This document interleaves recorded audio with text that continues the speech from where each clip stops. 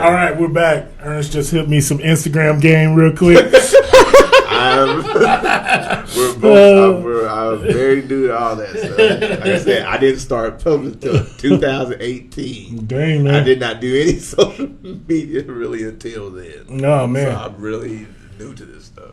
Yeah, but you're doing great, man. It looks like you're doing great. We were just talking about, all the articles that you've been featured on this year, and all of that, and you just looks like you got a good Instagram following, a lot of engagement happening over here. I guess I see a bunch of hearts. And colors and stuff.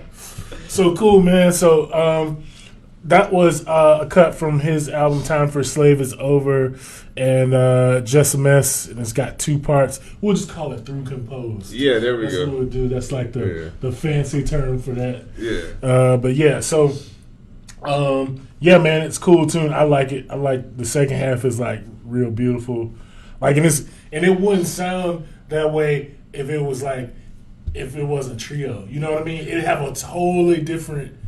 Because how the melody and the bass kind of like has DeAndre Manning, he could do anything. Yeah, with an electric bass, and it was just like I kind of directed him a little bit on how I wanted him to accent little things. Mm-hmm. But yeah, it was, and I knew, like I said, I knew it was going to be an interesting thing. Mm-hmm. But, it's jazz.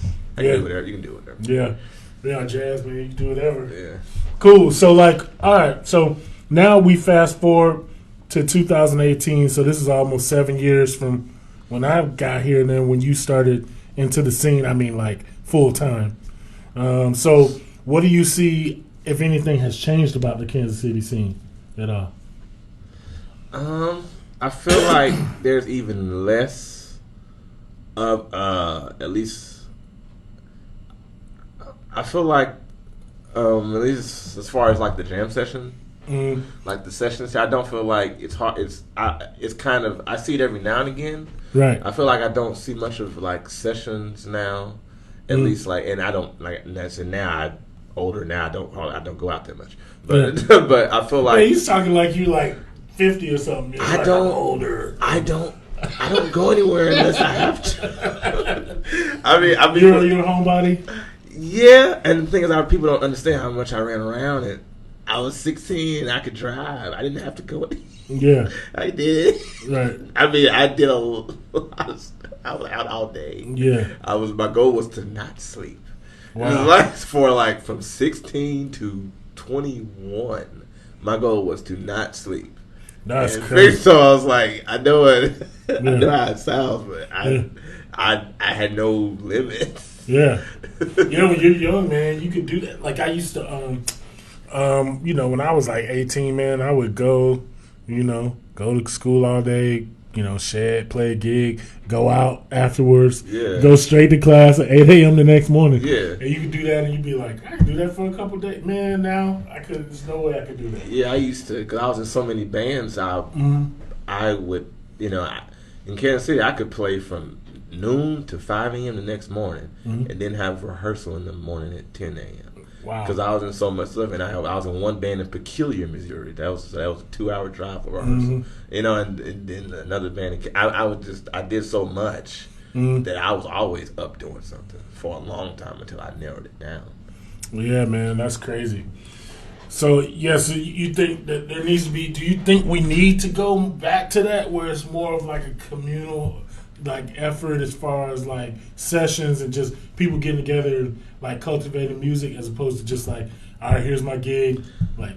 Yeah, that's how. Definitely, and I felt like, especially, I know it was maybe, and I'm sort of, I can't say exactly, but I feel like it was a little more of an elder system in position. But a lot of those guys who, like, a lot of those guys have either.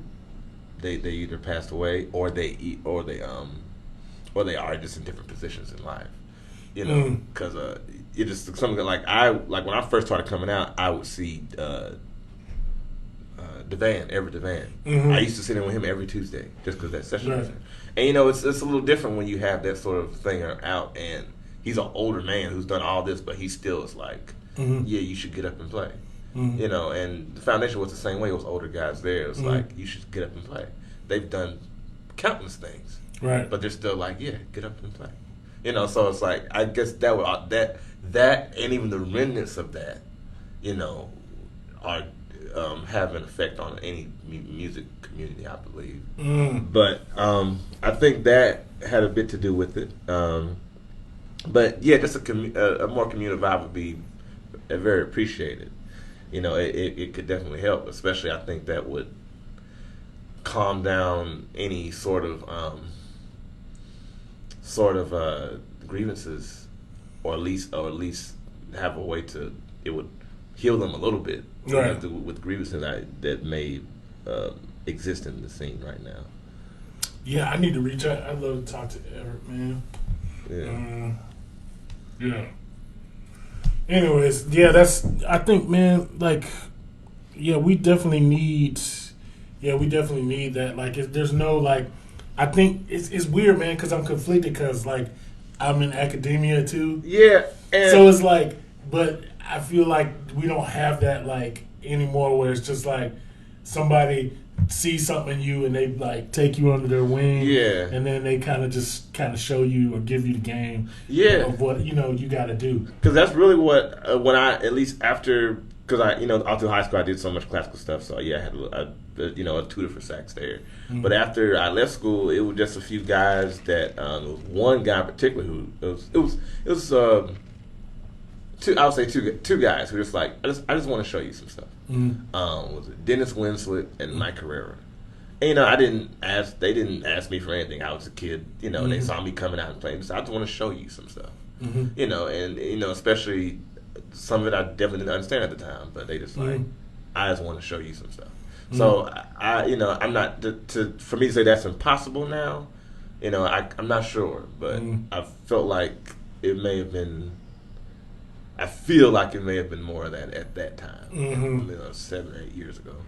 Yeah, and I think with Bobby being here, it kind of helped some way, because like a lot of the people when I moved here that were at UMKC at the time were like heavy on the scene now, and it was kind of like, even though Bobby was, you know, head of the jazz department, he kind of still had that like mentor type old school way of doing things, which I think, and then you see like those people are some of the ones that are, you know, playing, you know, all around and playing out of town and, you know, all that, you know, so it's pretty cool to see that as well. Yeah, what is that noise? I couldn't say. Oh, dang, my goal, Pete Carroll says, dang, my goal is to sleep as much as possible so I can get Who's that, Carroll? Pete Carroll. Yeah. Well, yeah, Pete, you probably, when you were 16, man, you could probably go for a little bit. Yeah. But, yeah, so if you're just tuning in here, it's the first time I'm trying this on Instagram Live. Now I'm live, too, on Instagram. And, you know, please ask some questions or in the comments, and we will try to get to them. I'm here with tenor saxophonist. At this point, guitarist. Oh no! Please don't say guitarist. You said you play guitar. I don't. No. Do you write at the guitar or you write at the piano? I write bass and drums first. Oh, okay. Yeah, and that. Speaking, I'm glad you said that, because that's something I forgot to elaborate on. That's kind of what The Time When the Slave Was Over was also about too. That's why it's trio, and that by that point, I have realized that bass and drums were the feel of the music. Mm-hmm. That is a big reason why that album is trio. Mm-hmm. So that's honestly what that, and you know, so many albums are just bass and drums. You know, and that's like why Mingus' stuff was so effective all the time. It's like 40 years of that bass and drum marriage. Mm-hmm. You know, and that it just always has that same feel to it. Mm-hmm. So I was like, at that time I realized that, even though like you and a lot of other, you know, classical people, they had shown me a lot of stuff on piano. Mm-hmm. But that time I realized that, especially to someone who doesn't play an instrument, like the feel of your music starts there a lot of times. Mm-hmm. So, and that was, you know, music had never been explained to me like that before. But so I realized that, and like, okay, we should expound on that as well. So I really write on bass and drums first, and then harmony exists always, but it's usually those two first, and then everything else after. Yeah, I guess. Yeah, I can see that. Yeah, I can see that. I guess I do. I think about the rhythm, but I don't necessarily write. Like the drum. Like, well, I do it when I send it to somebody. I'll go in and play the drum thing, and then drums ain't gonna play it anyway. They're gonna just play whatever they're gonna play. But that's an interesting way to look at it, because you're right. We talk so much about harmony and scales, and this tritone sub and all this stuff. But it's really the rhythm. And then what happened is, because I was in so many different types of bands from such a young age, I realized very quickly that your average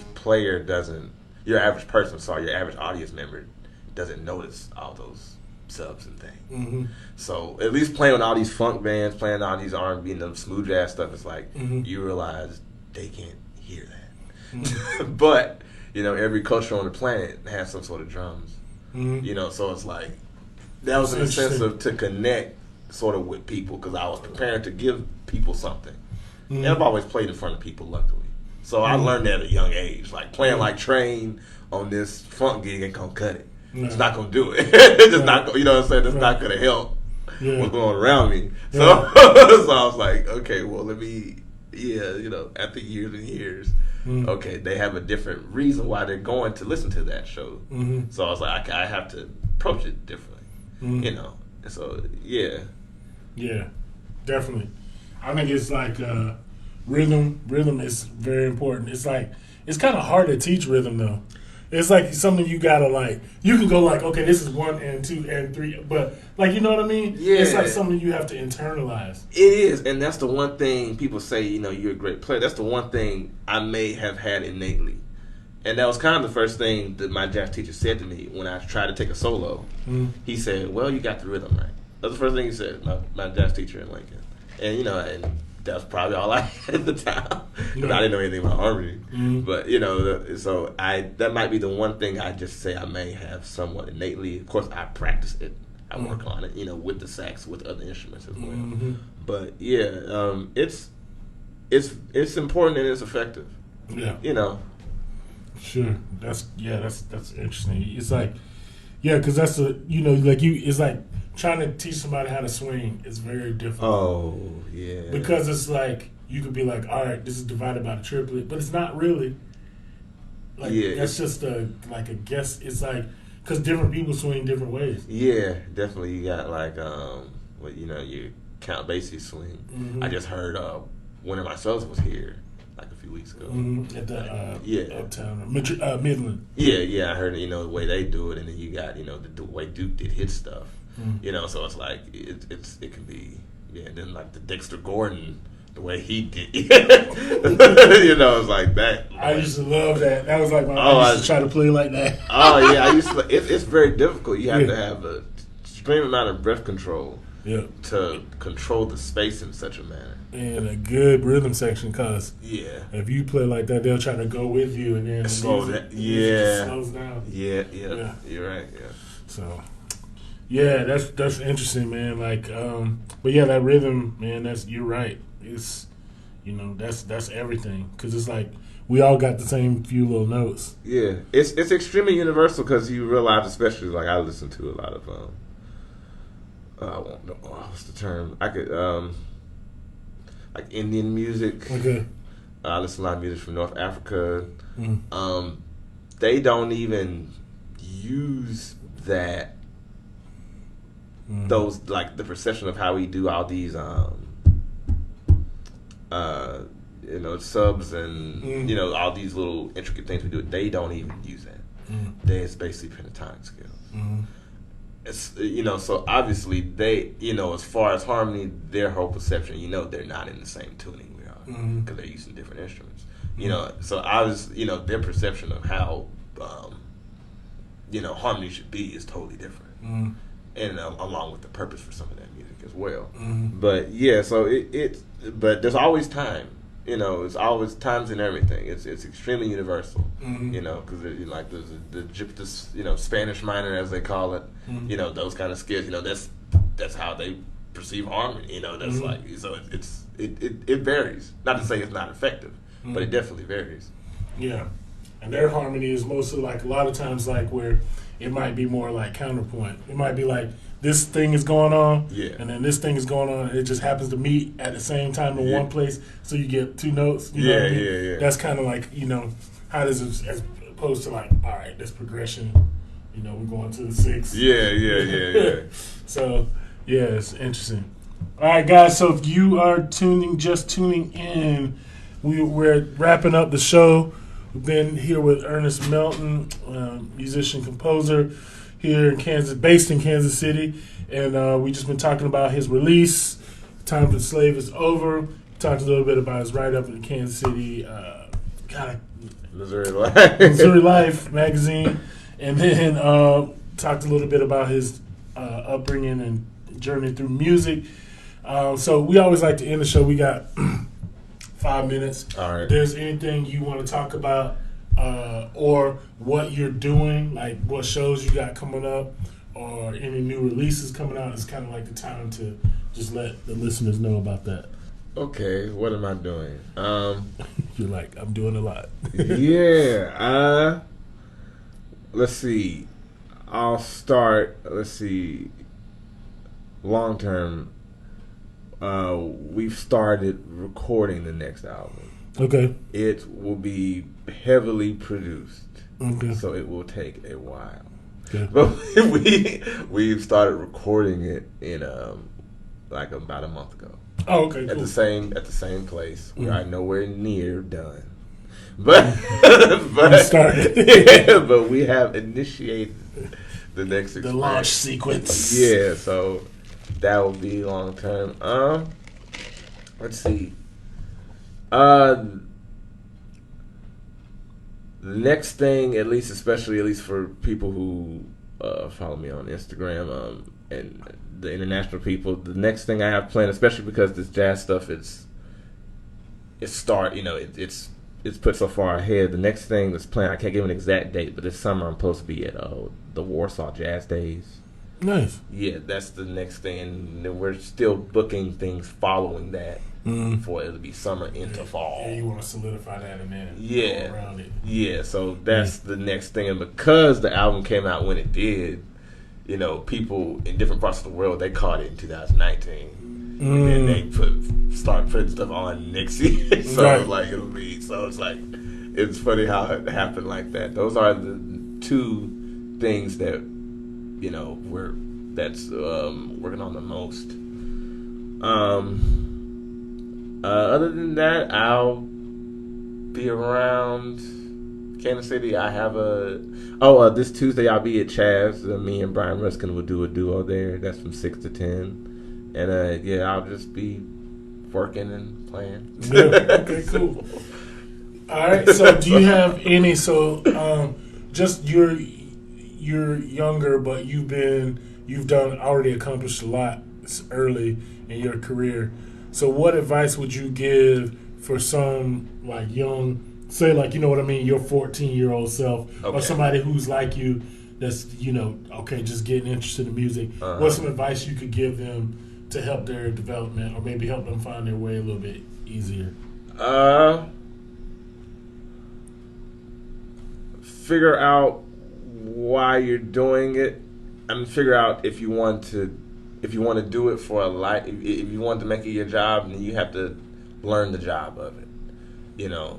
And I would say just learn it, because playing an instrument and being an artist, and I told someone else this, there's an artist and then there's a player. You know what I mean? Because there you can be an effective musician, but your artistry or what you call your compositions is not as effective, or it doesn't reach as much people for whatever reason.